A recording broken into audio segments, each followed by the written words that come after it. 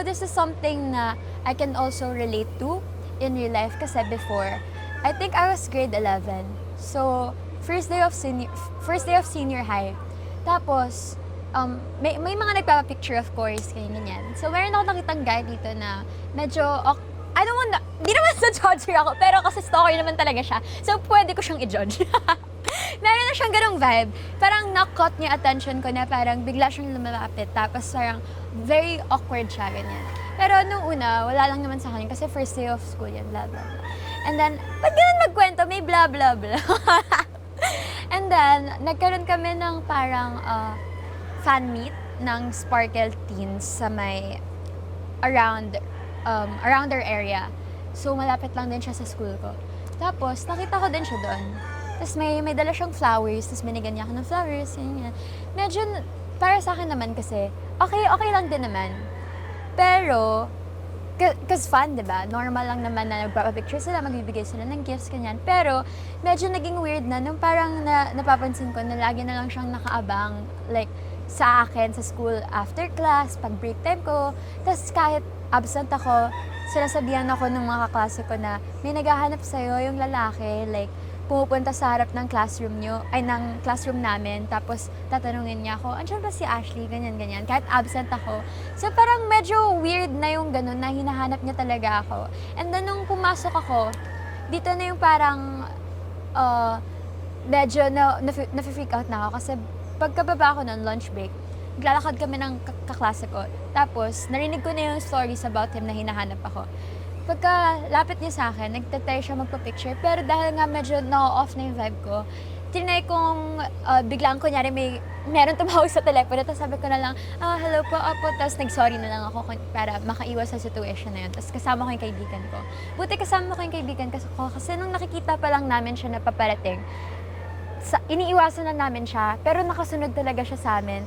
Which is weird kasi paakit na kami sa classroom namin, tapos naka-follow pa rin siya.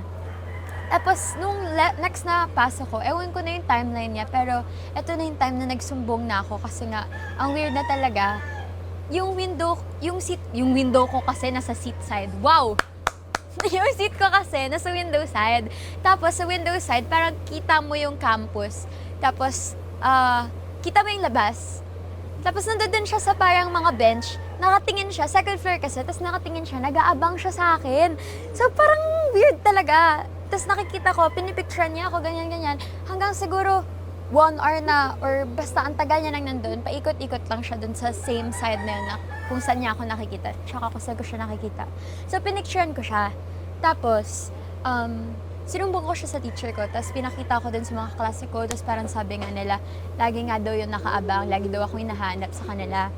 Tapos, nung sinumbong ko na, nakarating na dun sa guidance, tapos, pina-check na nila, nakita nila, tapos sinabi sa akin na hindi daw nila yung estudyante doon. Pero, naka-ano siya, meron siyang student ID, tapos naka-uniform siya, na parang siyang student doon, pero hindi siya student doon. Sa taga-ibang campus daw. So, bali, pumupunta siya doon sa campus namin para lang mang-stalk, para lang sumunod. So, parang, yung time na yun, very uncomfortable ako and na-freak out ako, kinanto ko agad yun kala mommy tsaka sa friends ko kasi ang scary nun guys, what if, diba, kung ano man yung pwede niyang gawin. I'm not trying to judge, pero like, the fact na ganun na yung effort niya na para lang makita ako, it's just something scary. So what else kung hindi ko siya in-actionan agad? Buti na lang, nagawan din ng solusyon ng school ko. Sa mga tao dyan, not just vloggers or content creators, but like, be careful of what you post in public. Like, I had this advice na na-receive ko na parang, don't post something on the internet that's happening in real time.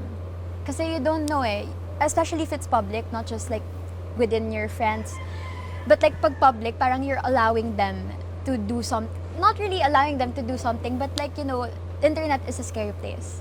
So, be careful of what you post, be careful of what you share, and of course, if something happens similar to my story, huwag kayong mag-hesitate na magsumbong. Ayun na.